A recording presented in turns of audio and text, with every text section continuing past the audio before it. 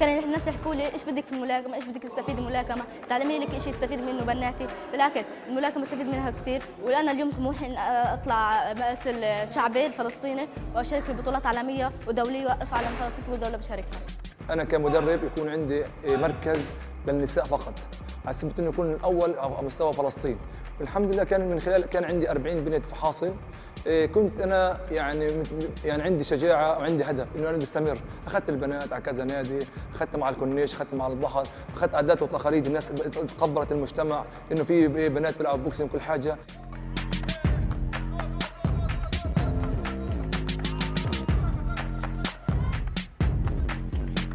احنا كنا نلعب في حصل صغير ضيق جدا، كنا بس نتعلم فيه الاساسيات، ما كناش نقدر انه نجري ونلعب في اللعب الاساسي للملاكمه، ما كان في عندنا حلبه. بعد ما تطورنا فتحنا لاول مره نادي واسع وفيه اول حلبه في غزه، وصرنا نلعب بالقوانين الاساسيه ونشارك في ونلعب بتقنيه احسن وبفرغ طاقه سلبيه اكثر وبناخذ هواء اكثر.